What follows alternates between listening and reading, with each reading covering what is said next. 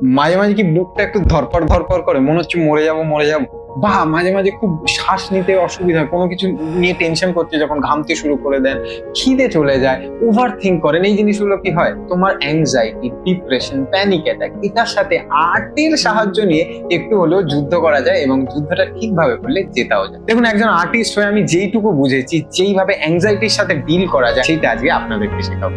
Number 1, নিজেকে express করা। আগে একটা ছোট্ট এক্সাম্পল দিই। ওই একটা সময় ছিল, প্রচন্ড বাজে সময় যাচ্ছে, আমার ব্যক্তিগত জীবনে অনেক প্রবলেম চলছিল, এবং তার সাথে আমার দিদা, মানে যাকে আমি ভালোবাসি দিদুন বলে রাখি, ওনার অ্যালজাইমার ধরা পড়ে, এবং এই সবকিছু না আমাকে প্রচন্ড এফেক্ট করছিল, প্রচন্ড। এবং আমার যিনি কাউন্সিলর, যিনি সাইকিয়াট্রিস্ট ছিলেন, ওনার সাথে কথা বলতে বলতে উনি আমাকে পরামর্শ দিলেন যে, সামনে তুমি যেটা ফিল করছো সেটা তুমি লিখতে শুরু করো, মোস্ট ইম্পর্টেন্টলি সেটা তুমি এক্সপ্রেস করতে শুরু করো।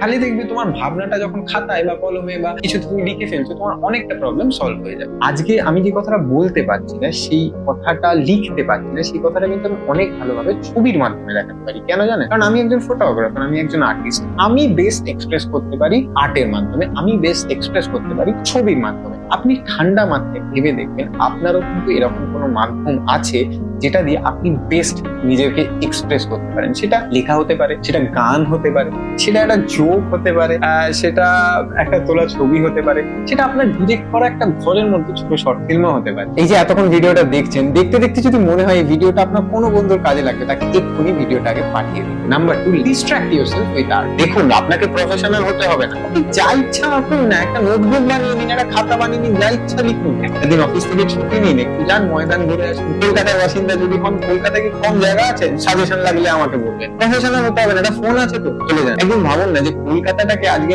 নিজের ফোনের ক্যামেরা দিয়ে দেখো। সেটা ভালো হতে পারে, বাজে হতে পারে, যাই হোক না কেন, এটা আপনার নিজস্ব।